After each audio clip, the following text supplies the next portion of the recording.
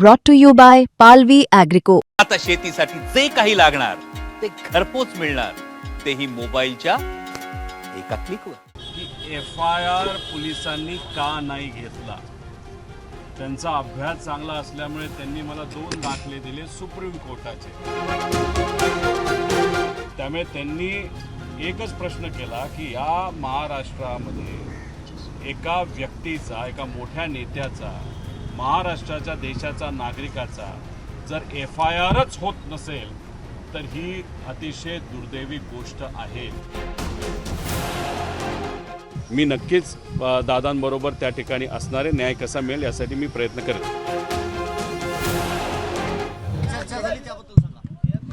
काल अमित भाऊंना मी विनंती केली होती की मला राज ठाकरे साहेबांना भेटायचं आहे, त्यांची मला वेळ मिळू शकते का? लगेचच वेळ दिली, कारण त्यांनी मला विचारलं होतं की काय विषय. मी म्हणलं अजितदादांच्या बाबतीतलं जी काही ॲक्सिडेंट झालेला आहे, घातपात जो कुठला झाला आहे त्याच्याबद्दलची माहिती आपल्याला मला द्यायची आहे. दादांचा विषय असल्यामुळे लगेचच्या लगेच मला तिथं वेळ मिळाला. आज इथं आल्यानंतर बराच वेळ त्यांनी सगळ्या घटना समजून घेतल्या. जी काय माहिती मी घेऊन गेलो होतो ती पूर्ण माहिती त्यांनी समजून घेतली आणि ती माहिती समजून घेतल्यानंतर बोलत असताना त्यांनी सांगितलं की महत्त्वाचा प्रश्न एवढाच आहे की FIR पोलिसांनी का नाही घेतला? त्यांचा अभ्यास चांगला असल्यामुळे त्यांनी मला 2 दाखले दिले सुप्रीम कोर्टाचे, ज्याच्यामध्ये ॲक्सिडेंटल डेथ रिपोर्ट झाला असला तरी FIR घेता येतो, तो नागरिकांचा हक्क आहे. आणि एक दुसरा दाखला ज्याच्यामध्ये काही झालं तरी FIR घ्यावाच लागतो पोलिसांचा, हा दुसरा दाखला त्यांनी तिथं दिला होता.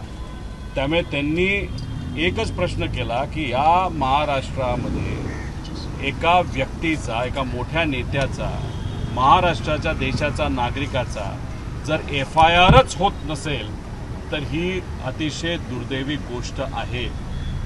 त्या बाबतीत ते काय भूमिका घेतील, कसं घेतील हे आपल्याला येत्या काळामध्ये त्या ठिकाणी कळेलच. पण त्यांनी सांगितलं की दादांना मी ओळखत होतो, जवळून आम्ही काम केलेलं आहे, जेव्हा केव्हा भेटायचो आम्ही तेव्हा बोलायचो. दादा असले काय नाही तर कुणी असलं काय, पण मराठी माणसाला जर न्याय मिळत नसेल तर त्यासाठी जे काय करावं लागेल ते मी आमच्या लेवलला त्या ठिकाणी करू, एवढं त्यांना सांगितल्यानंतर आता विधिमंडळामध्ये तिथं काही आमच्या बैठका आहेत, काही लोकांनी मला वेळ दिली, तिथे जाऊन त्यांच्याशी मी चर्चा करणार आहे.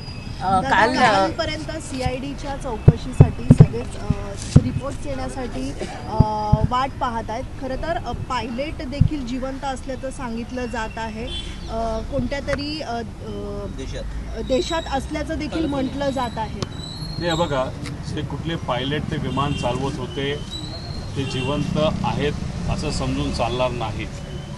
जे आधी पायलट त्यांची नियुक्ती झाली होती त्यांचं नंतर ते कॅन्सल झालं, ते आधीचे पायलट त्या ठिकाणी आहेत, त्यामुळे तो विषय तिथं राहत नाही. त्यामुळे त्या विमानामध्ये जे कोणी 5 जण होते त्याच्यामध्ये दादा होते, त्यानंतर अटेंडंट माळीताई होत्या, जाधव नावाचे जे सिक्युरिटी होते, पाठक नावाच्या को पायलट आणि कपूर नावाचे मेन पायलट, हे 5च्या 5 व्यक्ती दुर्दैवाने आज आपल्यामध्ये तिथं नाही. त्यामुळे कुणी जर सांगत असेल की ही व्यक्ती जिवंत आहे, ती व्यक्ती जिवंत, असं कुठंच काय नाही. ॲक्सिडेंट झाला का घातपात झाला याच्याबद्दलची माहिती आपल्याला त्या ठिकाणी घ्यायची आणि त्यासाठी आपण सर्वजण प्रयत्न करतोय. एक तर FIR या महाराष्ट्रामध्ये घेतलाच जात नाही, हे खरं तर दुर्दैवी गोष्ट आहे. FIR हा देणं आणि देणं हा आमचा अधिकार आहे आणि त्यांनी तो घेणं ही त्यांची ड्युटी आहे. आणि महाराष्ट्रामध्ये अशी एक गोष्ट होत असेल तर हे फार चुकीची आहे. आणि आज राज ठाकरे साहेबांना भेटत असताना योगायोग आज मराठी दिवस त्या ठिकाणी आहे, त्यामुळे मराठी माणसासाठी राज ठाकरे साहेब आजपर्यंत लढत आलेले आहेत.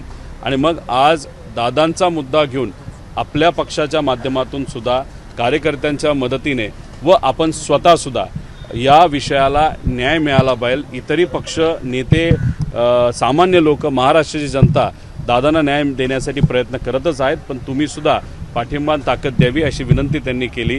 आणि त्यांनी मला सांगितलं विचारायचं कारण नाही, मी नक्कीच दादांबरोबर त्या ठिकाणी असणारे न्याय कसा मिळेल यासाठी मी प्रयत्न करेन.